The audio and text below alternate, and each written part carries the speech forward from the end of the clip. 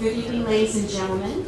On behalf of the Cathedral City Chamber of Commerce Board of Directors, tonight's generous donors, Forest Lawn Cathedral City, Jessup Auto Plaza, Ultrastar Mary Pickard, our host, and Southern California Edison, welcome to the 2014 Cathedral City Candidate Forum. I'm Lynn Mulatto. I have the pleasure of being your CEO and President of the Cathedral City Chamber of Commerce. I have a favor to ask with everyone. Please turn off your cell phones in the off position. Preferably not vibrate because it does make noise. Thank you. Please help me to begin with a proper start for our evening's event. Please rise as we welcome our Cathedral City High School Junior ROTC for the flag salute. Right. Hey. Forward. March. Up. Left. Left. Right. Right. Right. Left. Hold guard. Hold. Left. Face. Present. Colors. Shall we begin? I pledge allegiance to the flag of the United States of America and to the republic for which it stands, one nation, under God, indivisible, with liberty and justice for all. Carry. Colors. Right. Face. Forward. March. Left. Left. Left. Right. Right. Hold. Hold guard. Dismiss.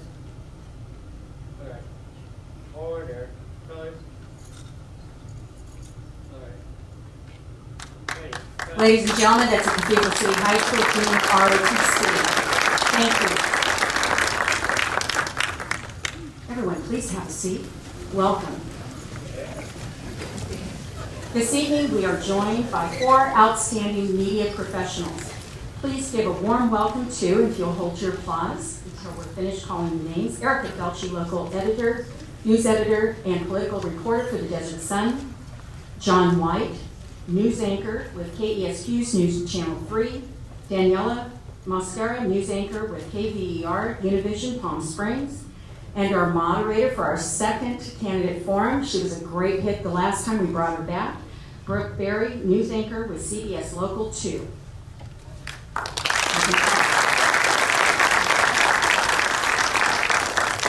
And at this time, I'd like to introduce Brooke Berry.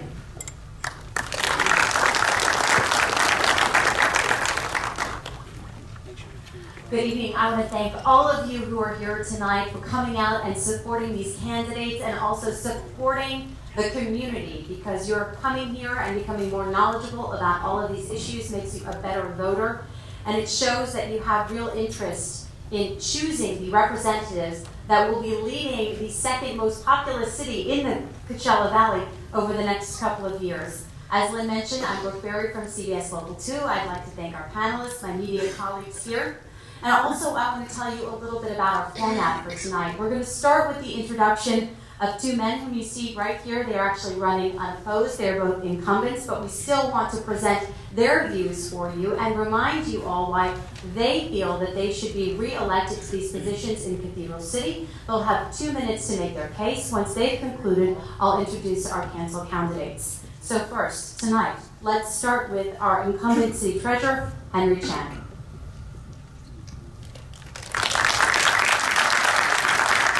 And seated next to him is our incumbent city treasurer, our incumbent city clerk, Gary Howell. Mr. Chan, why don't you go ahead and read your opening statement. Sure. I'm Henry Chan, your city treasurer for the last 12 years. My duties are to manage money, safeguarding cash, maximizing return while minimizing risk. The primary strategy is safety of principle. I have lived in Cathedral City for 30 years. I received my bachelor's degree from Cal State San Bernardino in Business Administration and associate degree from College of Leicester. I am a certified public accountant, and my full-time job is the Chief Financial Officer for one of the prestigious country club in Rancho Mirage. I'm proud to inform you that the city investment under my direction has not lost a penny of its principal for the last 12 years. Even under the adverse conditions 5-6 years ago, our investment portfolio has so far outperformed benchmark. In average, we earn more than 2.5 basis points. In the last 8 years, our annual rate of return for our investment ranges from the high 4.7% to currently 2.3%. And the interest we received in the high year was $4.6 million, and to currently about $500,000. My experience and my expertise and my past performance proved that I am the city treasurer. I do not set policies like council members, but I do believe in public service. Be a good citizen to serve and to represent the city.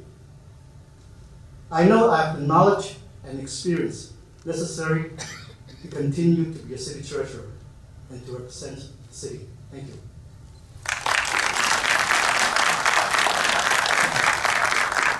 Thank you, Mr. Chad. Now to City Clerk Gary Helm. Good evening and thank you for coming. I didn't prepare any notes, but I just wanted to say that I've been a resident of the desert for 34 years. Council appointed me as a city clerk when Pat Hammers passed away less than a year ago.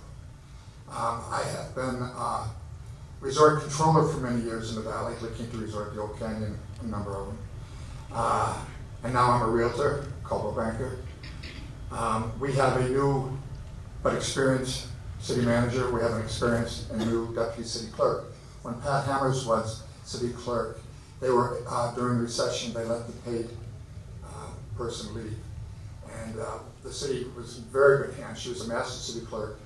And she's known up and down the state for as a good teacher of clerking. I hope to be able to help transition with the new deputy and the new city manager. I have a lot of experience in contracts and documents as a former resort controller, as well as a board member and director for a number of commissions and nonprofits in the Valley. I hope that you vote for me, and once again, thank you for coming.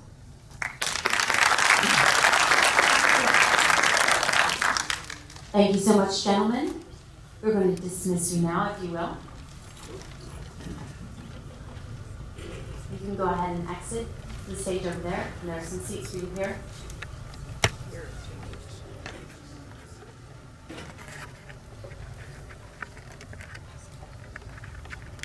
I want to introduce now our 6 candidates for City Council, tell you a little bit about them, and remind you sort of what's at stake in Cathedral City. As I said, there are 6 candidates running for City Council. They are running for 2 newly vacated seats. None are incumbent, so pretty much they are coming to the council with clean slates, so to speak. Let's go ahead and introduce them, and as I do, they'll come up and take a seat. Candidate Fausto Anacencio.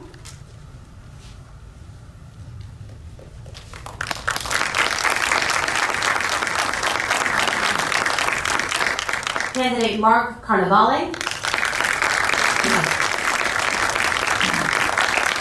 Candidate Sergio Espericueta. Candidate Teresa Hooks.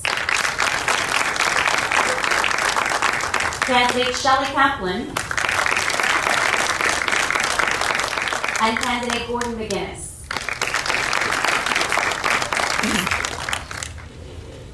I want to mention as well, Cathedral City will have a new mayor. This is for the first time since 2004. Only current Councilman Stan Henry is running for that position. We have decided to include him with our panel, although he informed me just a couple of minutes ago that he has a business emergency, and so he had to leave just moments ago. I do have a statement from him, and I will read that for him in just a moment. But we want to make sure that you are aware that each candidate has a position on many important issues. So I'll tell you the format for it and also remind you too that if Stan Henry is elected to council, a third seat will open up on the council, and it's still to be determined exactly how that seat will be filed, and hopefully we'll be asking some questions about that coming up as well. I want to remind you about the rules that we've set forward for the panel tonight and remind our candidates as well so that they're aware. Each candidate will have a 90-second opening statement.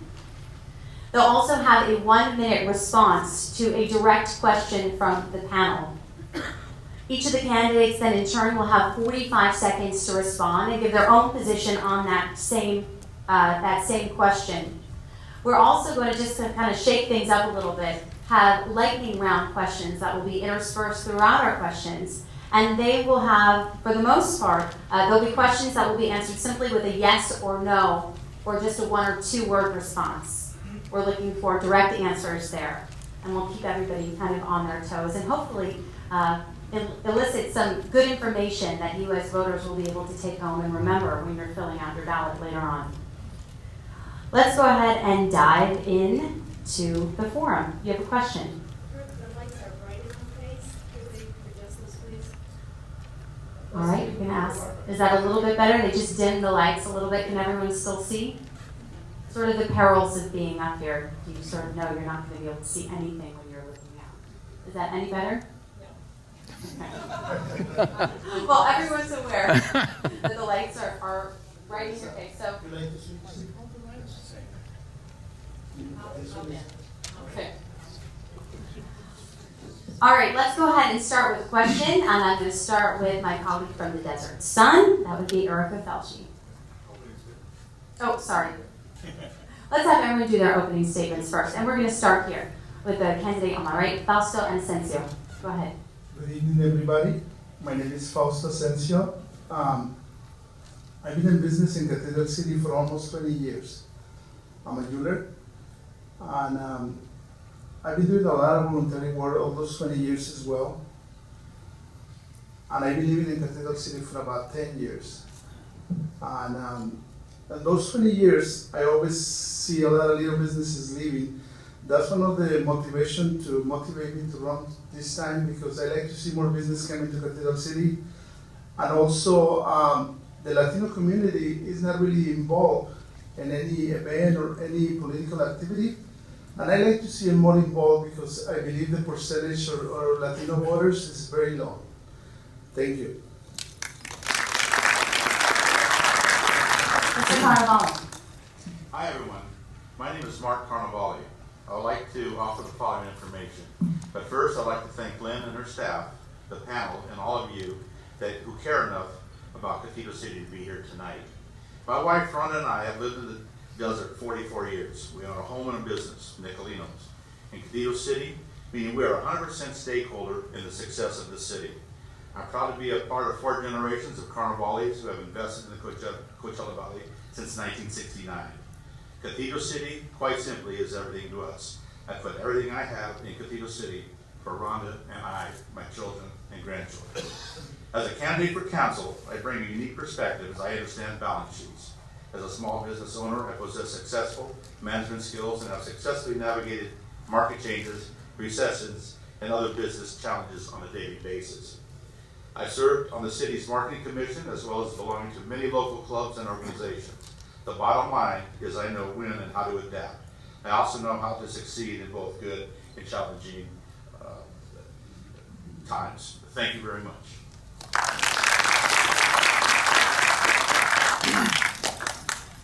I think that it's appropriate to applaud after each of the candidates in their opening statements, but as we move forward with the questions, we also want to ask that please, as a courtesy to no one jeering or making, sort of rude noises, but also we're going to keep the applause to a minimum as we start moving forward with our questions.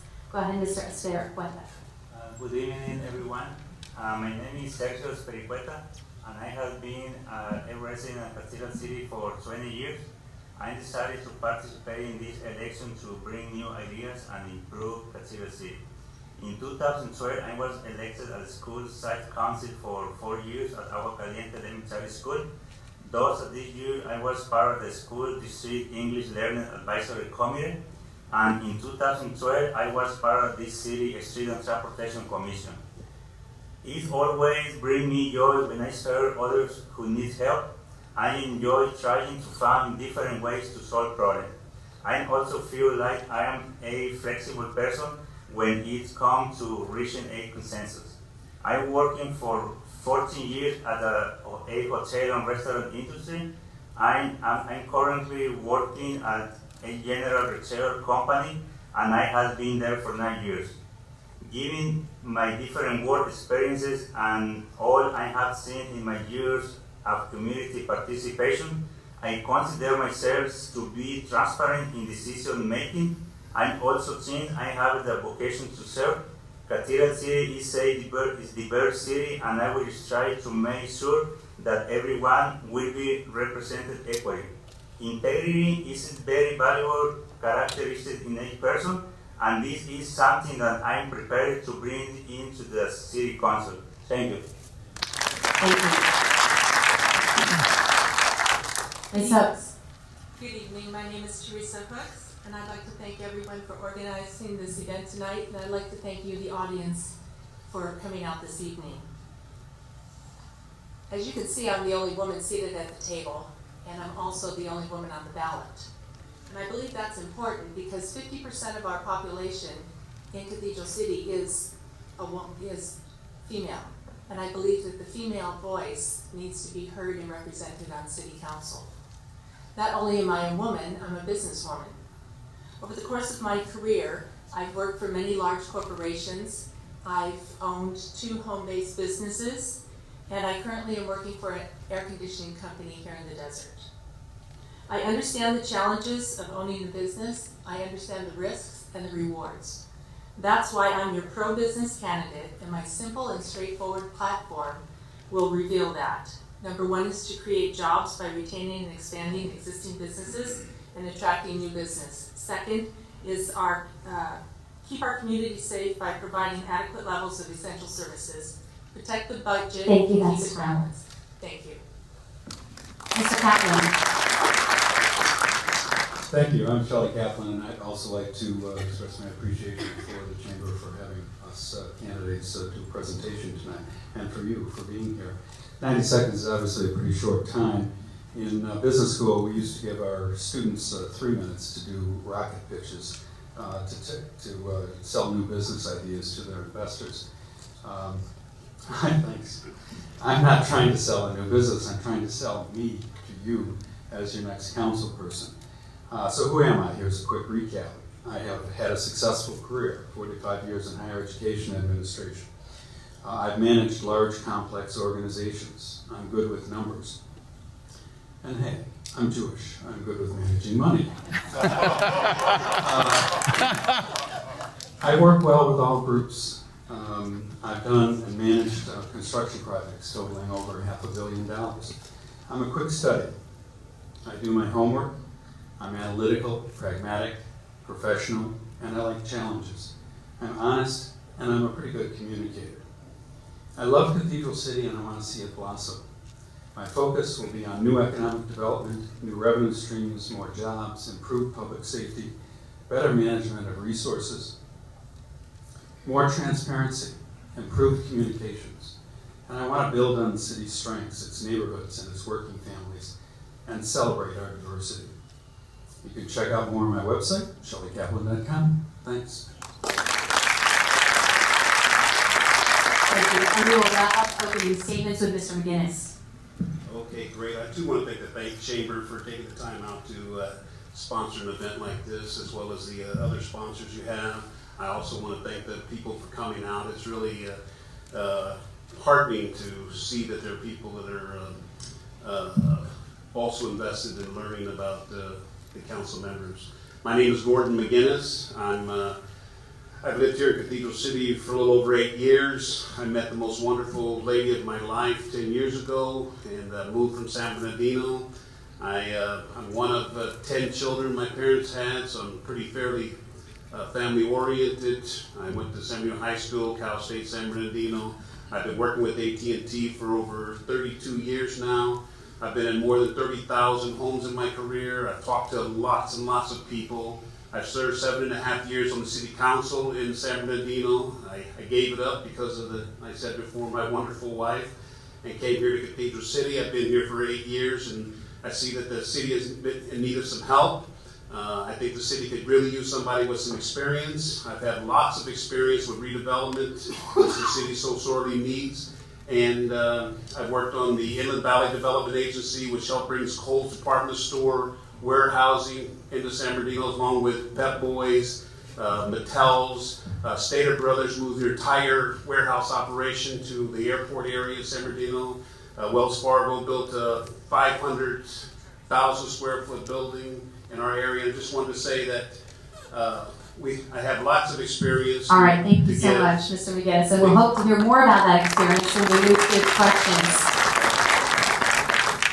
And as I started to say prematurely, we are going to start at this end of the table too, so that everyone has had their breaks and can start again. And Mr. Ascenso, we're going to start with you, and this question will be directed to you by Erica Felshi. Good evening. In the years since the downtown plan was approved, Cathedral City leaders have seen a number of developers pitch plans for the land near the Civic Center, yet most of it remains vacant. With the loss of state redevelopment funding, what creative ideas do you have to spur progress? And just a reminder too, that you have 1 minute, and then everyone after you gets 45 seconds. The idea that I have is we have the opportunity to different developments to try them again and see if they can bring another project or involve more people. That way they can look at other opportunities. I mean, we can just focus and try to bring other developments, not just focus on what the city's been looking at. I'm not really familiar in detail, but I assume that you have to be looking for those options all the time. All right, thank you, Mr. Asensio. Mr. Carnevale. Yes, that's about the most number one question I've been hearing out when I've been walking the campaign trail and people coming in and asking me about downtown. Well, the economic development, it must be a priority. We have to be more competitive in attracting new business. Cathedral City needs to hire an economic director and have a staff. We have to get out there together and vigorously reach out for new businesses and developers, small and large businesses. And we don't want quantity, we want quality. I don't want to see a whole bunch of fast foods up and down Highway 111. I want to see beautiful stores, possibly hotels, some real nice boutique stores. So, of course, obviously when that comes in, the revenue comes in Cathedral City, we're moving forward like we'd all like to see it go. Thank you. All right. Mr. Espercueta. Yeah, we have to continue looking for investors in those areas. The city, the previous council member, they already started the process, and we have to finish that. We can do that working with our city manager, development, the economic development. We have to make our system to work because we have the city council, city manager system, and we have people with good experience to make that happen, and we have to work close of them. Go ahead, Ms. Stokes. Thank you. I agree with Mark Carnevale on this, that we need an economic development director, possibly at the assistant city manager level. That person can bring in experience, contacts, and ideas to get this, to spur this development. I believe we need a mixed-use business, including but not limited to things that people can live, work, shop, and play downtown. However, it's not one person's idea.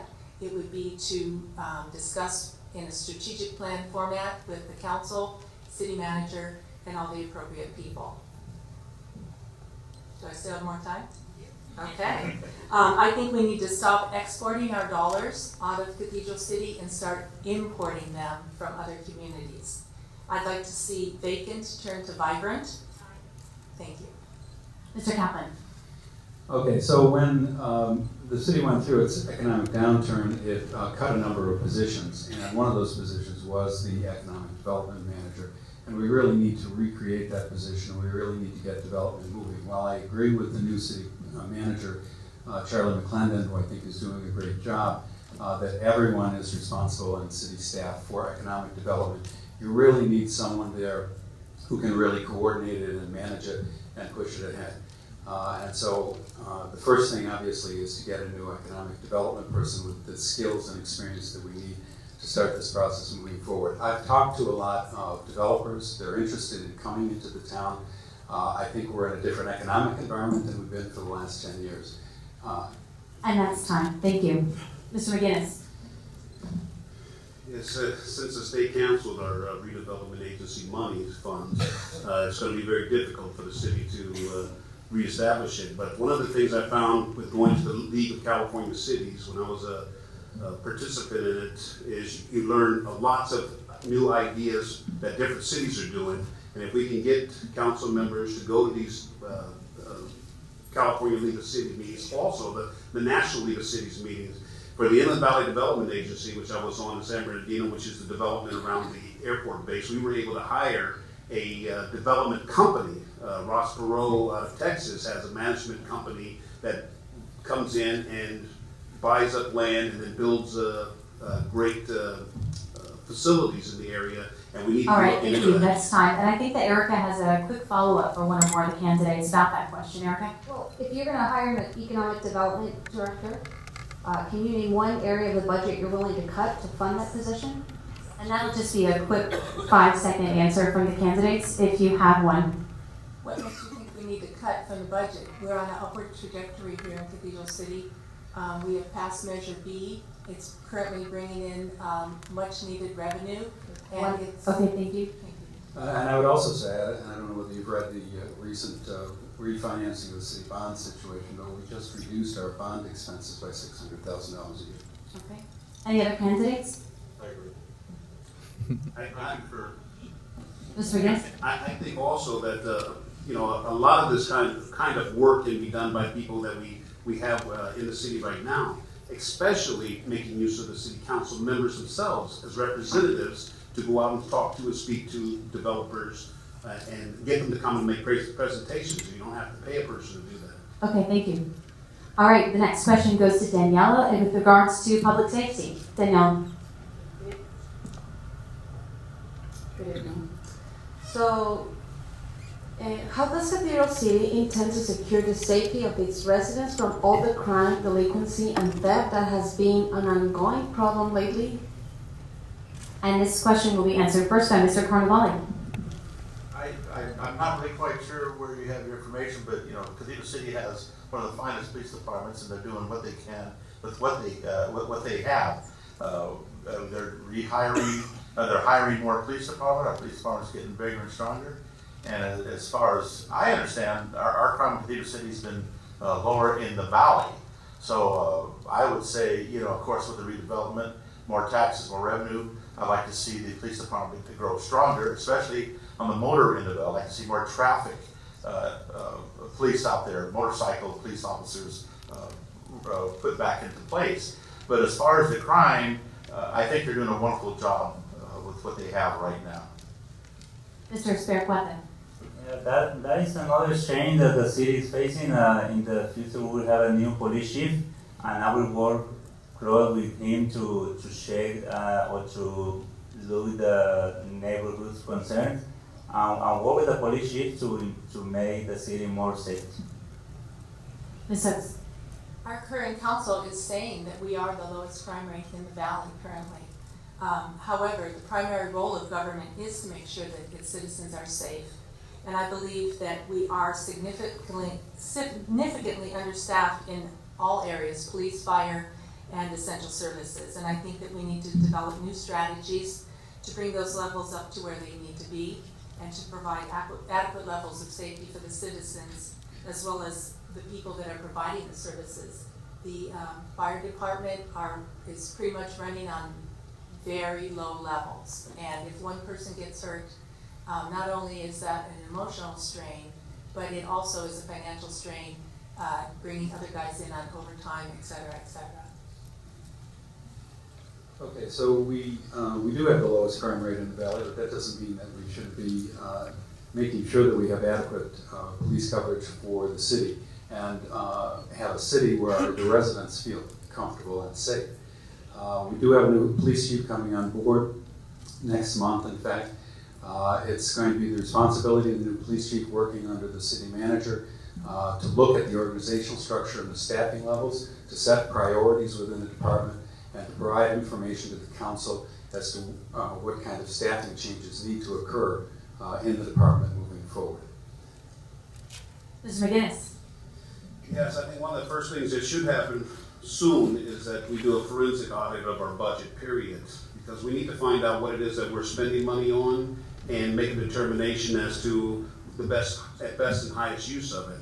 As Teresa had already mentioned, I think that the government's priority is the safety of the citizens. So we need to make sure that we're maximizing the use of our police and fire and make sure that their budgets are representative of that fact, that we take care of our citizens first here. Thanks.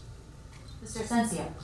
Well, having a business in Cathedral City, being a jeweler, I've been working indirectly and directly with the police department, and I assume they're probably one of the best in the valley, and I will support them, and I always try to do my best so they can grow as the city is growing. It's very important to have the police department and the fire department in the city. Since we're talking about public safety, I want to bring up a controversial topic in other parts of the country, the approval of medical marijuana dispensaries in the city. Cathedral City Council actually voted 4-1 in favor of approving 3 new dispensaries, even though the city voted to ban them just 5 years ago. So how would you have voted? The one dissenting vote, I should note, was for Councilman Henry, and he, I think, has previously explained why he voted against them. But let's go ahead and start with Mr. Espericueta. And at this time, is ready, in Cathedral City. They already approved the marijuana dispensary. And we have to look if that is working. If we have a situation that is not safe for the citizen, maybe we have to change about it and change. So, to be clear, would you have voted to approve those marijuana dispensaries, or would you have voted against it?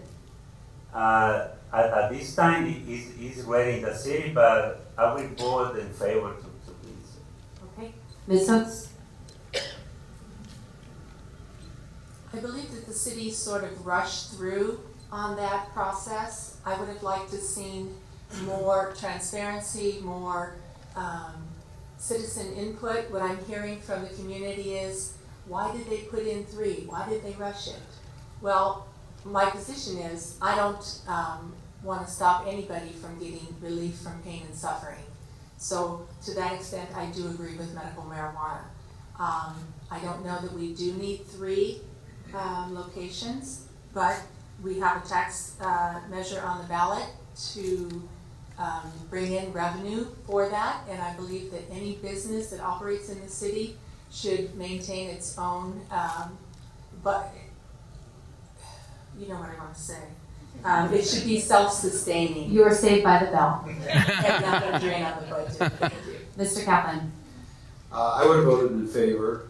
In fact, when the council first voted 2-2, I actually started an initiative petition to move the process forward, which I fortunately didn't have to follow through with because the council did approve it. I do believe that medical marijuana facilities are an important facility for the city in terms of providing support for those people who are dealing with health issues. I had experience in my own life with people who have used marijuana in terminal conditions, and it really is very valuable for them.